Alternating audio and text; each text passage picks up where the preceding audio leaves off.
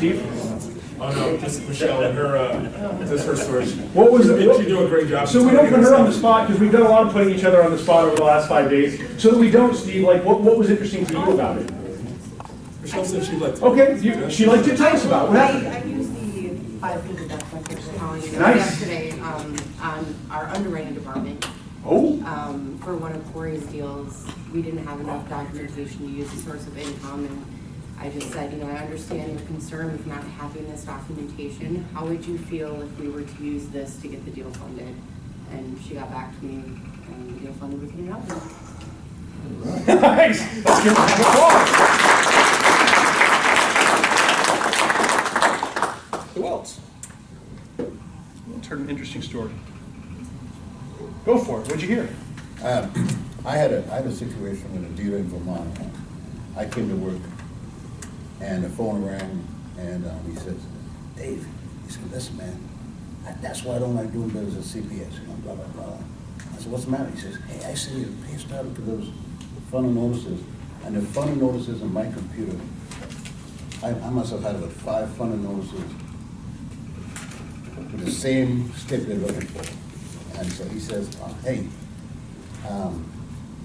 fix it." I was ranting and raving, so I listened, and I stayed quiet, and then I said, okay, so I waited for him to calm down, and I said, "Listen, who you send this tip to?" He said, "I sent it out to whatever name is Yolanda or something like that." I said, "I'll tell you what, why don't you, here's my fax number, send it to me directly." He says, "Okay," and that's the man he sent it to me, but during that time, I called the funder. She said, "Oh, I never got it." So I scanned it into the deal, and then she got it, and she said, "Oh, it's good. It's a good step. It's a good deal. I'm going to send it to purchase." So then I called him back, and I said, "Hey, it's done, man. Next time, don't get all upset. Just call me, man. I'll help you out. I hope you're." Nice. Give a round of applause. What's the tool or technique that you use there, Dave? What do you think? If you had to point to one. At first, I listened to him, Uh-huh. and I had to cushion it, Yeah. So in listening to him, because he wanted somebody to listen to him. Because if I got as angry as he was flashing the phone. So I knew at that point I had to stay calm. So I stayed calm, and then I allowed him to let off steam, and then I finally says, "What do you send this to?" He said, "I sent it to Yolanda." I said, "Oh, okay." So I evaluated that situation, and I said, "Well, I'll tell you what, why don't you just send it to me?" So this is a perfect example of kind of understanding what the customer wants, and all they really needed was to be listened to. How many of us just want to be listened to in our lives? Right? Ralph Waldo Emerson said that to believe what is true in your own heart is true for all people. That is genius. Right? It is universally true that everyone wants to be listened to. And that's where this process can really help us out. Who tried something else and maybe it didn't work so well?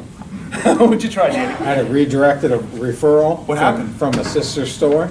So it's a Ford dealership in Kansas, and I was trying to get another one. And so I talked to the GM over there, who I have a good rapport with, and I asked him about his buddy Whit over at the other location. Well, Whit used to be a finance guy over there. Now he's like GM over at the sister store. And lo and behold, I prepped my guy to send an email to get me in. Whit won't even field my call. He's not crazy about us. And lo and behold, he gets an email. He calls from my dealer saying, "Hey, please reach out to Danny at CPS." And he pretty much said, "Hey, I'm still not crazy about CPS, and I'm not crazy about Nick. So I don't know why you had Nick send me this email, but." It kind of backfired, is my point. So now he's not fond of both of us. So what'd you do? Well, I just said, "Hey, I'm just trying to make sure I can help you." I at least took the time to send him information and just let him know if his rationale or his thinking changes, to let me know, and that's pretty much it. I'm going to challenge some thinking for a second here.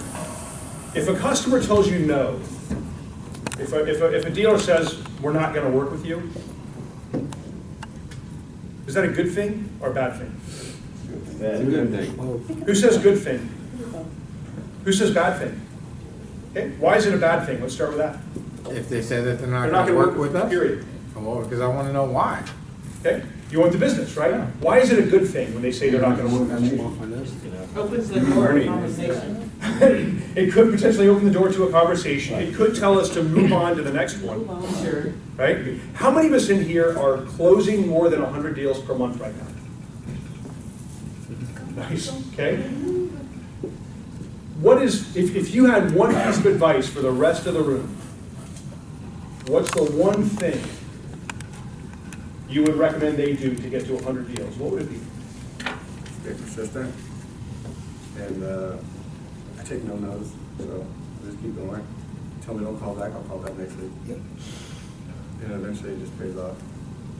We appreciate the persistence and always having a positive attitude.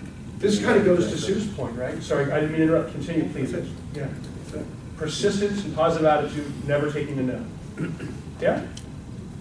There's a great movie about sales called Dumb and Dumber. Have you ever seen Dumb and Dumber? And there's a story. What's that? So you're telling me there's a That's exactly it, right? What does he say again? Say the quote again? So you're telling me there's a chance. It's brilliant, right? Anytime a client says no, you're telling me there's a chance. Right? Anytime they throw out an objection, so you're telling me there's a chance. Right? Anytime they give you a concern about all the different reasons why they hate CPS, so you're telling me there's a chance, right? Because that's the only way to get it done. The only way to kind of get the job done and to get those those kind of numbers is to be that sort of persistent, right? To kind of hit that mental switch. Does that make sense? Okay. So on each one of your tables, there's some little placards. They look like name placards. There are these little folding tents right here. Can I borrow one for a second? Like these. So please take one. Go on, take one.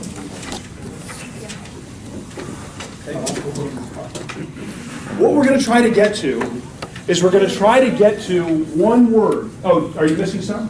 Sorry about that. Maybe we could double on one table. Yeah. Thanks, Corey. So what we're trying to get to is we're trying to get to a one-word reminder that for you will help you keep your head in the right place as you go through your days. Okay? We're also trying to come up with a one-word reminder that for you will really help you achieve the results you're looking for. So to help you get to those one-word reminders, which we're going to write on these table tents, which we're going to write on these placards in a few moments, let's flip all the way back, and he's already here. Let's flip all the way back to page 1.4. So across the top of page 1.4, Mike's got written, a comfortable life. Okay? The reason he has that written there at the top of page 1.4 is that when you filled this section out, you wrote down the one thing you want the most. Can you see how someone would want a comfortable life? Can you see how that would, right? And all the things that might mean to that particular person, right? It can mean all sorts of crazy things, right? It can mean that they want an annual vacation. It can mean that they want a certain type of house. It can mean that they want to live in a certain place.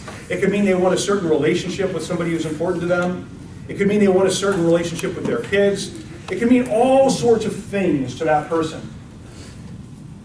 And does. And that's why he wrote across the top of the page when we asked the question, what is it you want? He wrote those 3 words. Thinking about your 3 words, go back to those 3 words.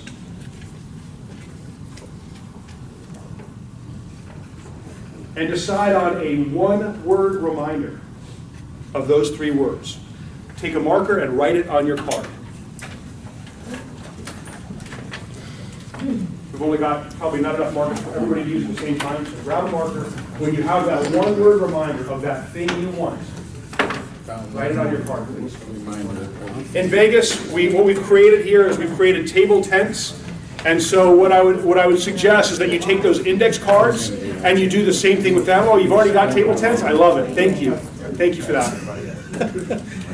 Correct, got a spell check built in that marker. So now you've written to yourself somewhere, there's 4 surfaces you can write on, right? There's the front to back, the front to back. On one of those surfaces, you wrote that one-word reminder. Really, the one word was lining?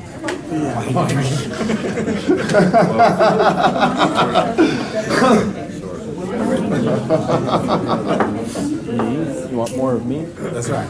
That's right. Plus, it encompasses everything on my goals, my attitude, my drive. One word reminder for me this